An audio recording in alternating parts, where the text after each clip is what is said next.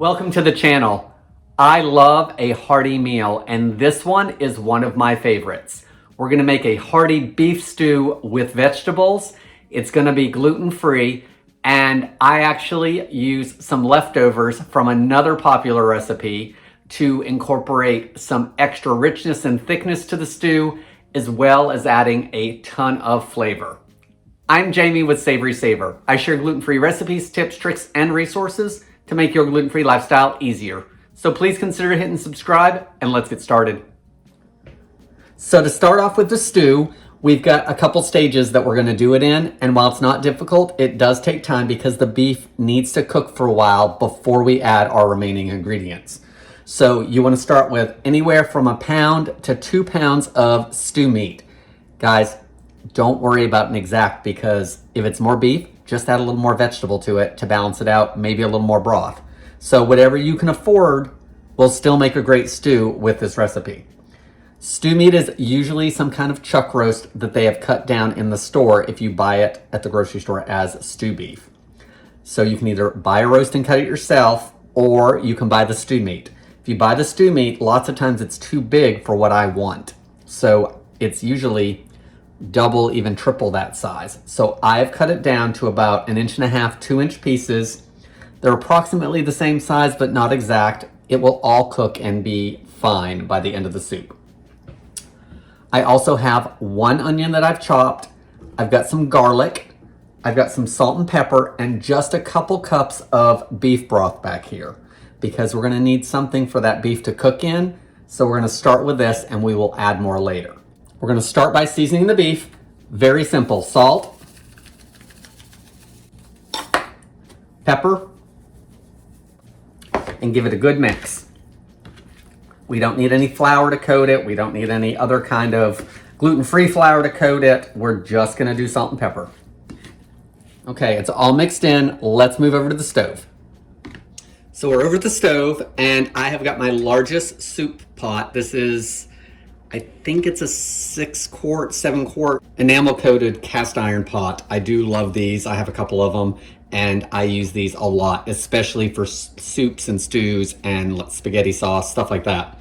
So I've got a couple tablespoons of oil on the bottom. Use your favorite oil, whatever you like to use. And I've got it heating over medium-high heat. Once your oil's heated, we can start adding the beef. And I just like to take a couple tonguefuls, throw it in, and then separate it out. You don't want it to steam, we want it to brown. So you just want a single layer. So you're gonna have to do this in just a few layers, but that's gonna give a ton of flavor to the stew. So that's what I've got left. So you're gonna get about, depending on the size of your pot, around 1/2 pound or so probably in each batch. So let it cook for 3 to 5 minutes or until it's nice and brown. So leave it alone for a minute or two on one side, then give it a good stir. And once it's all browned and there's some color, we can take it out and add the next batch. So I've got good browning on the bottom in here. So now I'm gonna give it a good stir and get the other sides done. I'm gonna give this another couple minutes, and then we'll start our next batch. So my beef is nice and browned. That's the first batch. You can add a little more oil to the pan for each batch if you need to. I'm gonna repeat the process until this is all browned, and then we'll move forward.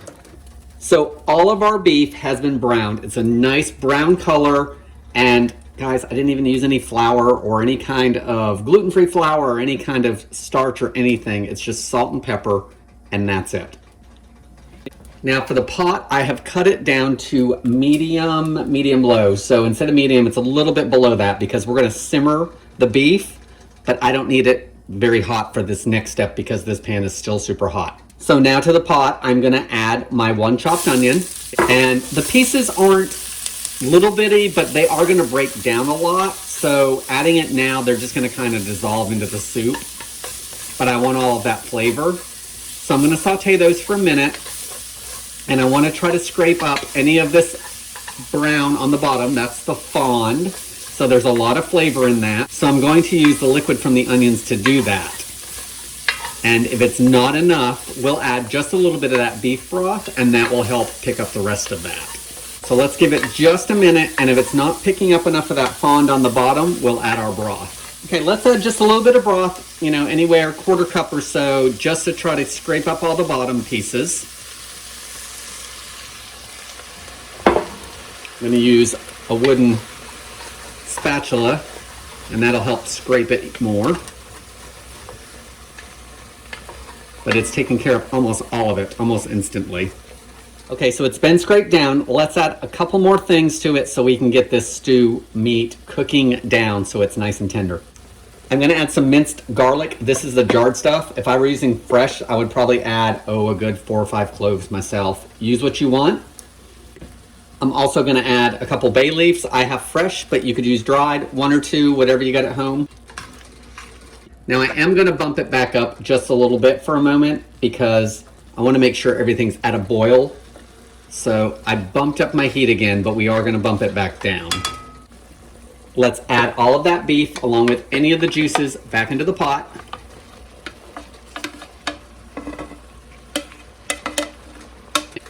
Now I'm gonna add the rest of that broth that I made. So this is 2 cups, and hopefully it'll be enough to almost cover everything. Yeah, I think that's plenty. So it's not quite covering it, but I'm gonna cover this, and there's gonna be juices that continue to come out of the onions and the beef, so I'm not worried about it not being over the top. I am actually using a beef concentrate today. I'm using Better Than Bouillon, but guys, Better Than Bouillon is not certified gluten-free. It does not contain anything that has gluten in it, according to what I can see, but it is not certified. Tara does not have any issues with this, but I will link below to some gluten-free options for you guys because this is not safe for you, especially if you're celiac, unless you've tried it before and you know you don't have issues. So we are back up to a boil. I am gonna add one more thing to this at this point because if I don't add it now, I don't know how well it's gonna cook for me. And don't tell Tara because she doesn't like this seasoning or herb, I should say. And I do sneak it into a few things. So I've taken a small sprig of rosemary, it's fresh, and I did cut it up really, really tiny. I'm gonna put it in now because it is a little heartier and it'll stand up to this for me just fine. So I'm gonna put that in there now. Stir it in. Now comes the patient part because it's gonna take 1.5 hours to 2 hours for this to become nice and tender before we add our vegetables. So I'm gonna reduce this down to a simmer. So you want this low to medium low on your stove. You wanna keep it at a bubble. And then I'm gonna put a lid on it as well. So I'll start checking this in about 1 hour to 1 hour and 15 minutes probably. It's not gonna be ready by 1 hour, but at least it'll give me something to go on how long I think it's gonna take. It does usually take a good 1.5 hours to 2 hours. So it doesn't have to be completely done when we add our vegetables because they're gonna take 20 to 30 minutes themselves. So I'm gonna prep my vegetables. I will let you know how long it took this when we get to that point, and we'll be back in just a second. The ingredients I use in the soup are pretty basic at this point. Your normal soup or stew vegetables. I'm gonna use 2 to 3 carrots. I've got a half one there, so I'm gonna use the 2 largest carrots I have and that half of one there. I'm also gonna use 2 to 3 stalks of celery, some potatoes. I've got 4 small ones here. Guys, this is all what you wanna use. I'm gonna cut up what I think I need and go from there. It doesn't really matter how many you use. It's either gonna be more stew-like with bigger vegetables, with more vegetables, or it's gonna be more broth-like with less. I tend to go heavy on my fillings. It stretches the soup more. And guys, if it's really too thick, I can add more broth and just stretch it out even more. For some seasonings, I'm gonna add thyme, dried thyme, probably a teaspoon or so. At the end, I'm gonna stir in some fresh parsley. I will do that at the very end so the parsley stays green. I'll add additional salt and pepper as needed after I taste it. We always have frozen vegetables in the freezer. So if I get everything made and everything's cooking and I still don't think it has enough in it for me, sometimes I'll stir in some green beans that are frozen just towards the end so they can warm through and thaw a little bit. Corn, peas, those are 3 good options to stir in at the end if you want to bulk up the soup or if you just want it in there because that's what you like in your soup. So keep this as an option. I don't know if I'm gonna add those or not. We'll see at the end of the soup what I decide. I've also got this empty container because I need to make more broth. I'm gonna add probably another 4 cups of broth, and I'm also gonna add that leftover ingredient that I told you about. So there's more about that in just a minute. This is my secret ingredient to my beef stew. It's about 2 cups of liquid, and it's actually the broth that is created from a Mississippi pot roast. So the Mississippi pot roast recipe, if you don't know what it is, it's been around for a long time. It's super popular. It is a chuck roast, a stick of butter, a packet of ranch seasoning mix, a packet of brown gravy mix, and some pepperoncini. So after we have Mississippi pot roast, I drain all the liquid into a container. And then it usually fits in this size container. Sometimes it's a little, I have to use a bigger one, and I pop it in the fridge overnight. That allows all the fat and butter to solidify at the top. Once that solidifies, I take it out, and then I have all this broth. So it's all the broth that was created by that beef. It's also any of that ranch seasoning and gravy mix that was left in the bottom. This adds some great thickness to the soup as well as more flavor. If you don't make Mississippi pot roast or have the broth, you could certainly try adding some regular ranch seasoning and a packet of brown gravy mix. This is the gluten-free one that we buy the most often. McCormick gluten-free, it works great. I like it just as much as their traditional. So I will try to hunt this down and link it in the description below, but I find this right at my regular grocery store. So let's get this stew finished off. We are an hour and a half in on our beef stew. So our beef isn't quite done, but it'll be done by the time our vegetables are. So I'm gonna take out the bay leaves. They've done their job and I don't wanna have to hunt for them later in the process. So I'm gonna take those out. I've got a small piece of beef here on the spoon, and how I test for doneness, and I start checking it about an hour in, is it should break up easily. And since this piece isn't, it's not quite done. While it's not done, it is getting very close. So when I add all the vegetables and let it finish cooking, by the time those are done, this will be ready. So I've bumped my heat back up to high because I want to bring everything up to a quick boil, and then I'll reduce it to probably medium or so for all the vegetables to cook. I'm gonna add my dried thyme. I like about a teaspoon, but add as much as you like or don't add any at all. I'm gonna add my vegetables. And guys, I don't think I mentioned this earlier, but I'm gonna add another onion that I've cut up. The onion that's in here has pretty much given all its flavor into the broth. So I like to add a second onion because it's not gonna cook down as much as that first onion is. So I went with the 2.5 carrots, a couple large stalks of celery, and those 4 potatoes.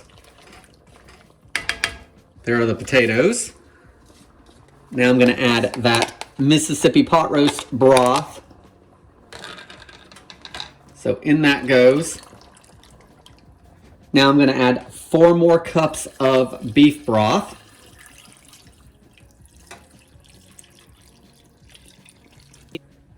I'm not gonna add any additional salt and pepper at this point. I'm gonna let everything cook first. Then I will test it before dishing it up to see if it needs anything else. That Mississippi pot roast broth is gonna be pretty heavy with the flavors of the ranch and that gluten-free gravy mix. So because there's probably lots of salt in that, I do find I don't need to add much additional salt. Plus remember, the broth I'm using was also concentrate, and there's a lot of sodium in that. Once this comes up to a boil, I'm going to reduce it again down to about medium low. I want it to continue simmering. I'm also gonna leave the top off because I want the flavors to concentrate, and it'll thicken the soup just a little bit. We've got a nice boil going, so let's bump it down again to medium low and simmer until the vegetables are tender. I've been simmering the stew for about 25-30 minutes now. The vegetables are all nice and tender, and I'm gonna take a piece of this beef. I've got a fork here, and it just breaks up. And that's what you want when your beef stew is ready. Now at this point, I will check it for seasonings and any more salt and pepper if I think it needs it. The other thing I'm gonna do is stir in some fresh parsley just to add some green. And I think this is thick enough for me. I'm not gonna add green beans because I think it's got plenty of stuff in it. And if it's not as thick as you would like for your stew, then you can definitely thicken it up using some cornstarch and a little bit of water. Make a slurry, make sure your soup is boiling, and then stir it in. Or you could use a little bit of potato starch or even potato flakes. All of those are good gluten-free options to add to the stew. I like this thickness. The broth is cloudy, which I like in a stew, and it's ready to go. So let's give it a taste. Here is our hearty, gluten-free beef stew. It's still piping hot, and I know this is a small bowl, but we're actually having this for lunch tomorrow. So I'm gonna cool it completely, pop it in the fridge, and then use the slow cooker to warm it back up. But let's give this a little bit of try. It's gonna be a good afternoon snack for me. All right, I don't have everything on there, but there's beef and potato and carrot and looks like some onion. That beef is fall apart tender. The carrots and the potatoes are cooked nice. They're not mushy, but they are definitely cooked through, which is what you want. I think probably my favorite part, even over the beef, might be the broth. I love brothy soups. And with this one having all that flavor from that Mississippi pot roast broth, it thickens the soup. It gives it a great flavor. There's, some oil and some fat in that from the beef, so it makes it a nice silky broth. Beef stew really is one of my favorite soups, and I'm a soup guy. There's plenty of soup recipes on the channel, so check some of those out. It is a little time consuming, but I think it's well worth it. Guys, what do you think? Is this too long for you guys to make? Do you like making recipes like this? I'd love to hear your comments and your thoughts. As always, I want to thank you guys so much for watching, and I hope to see you in the next video.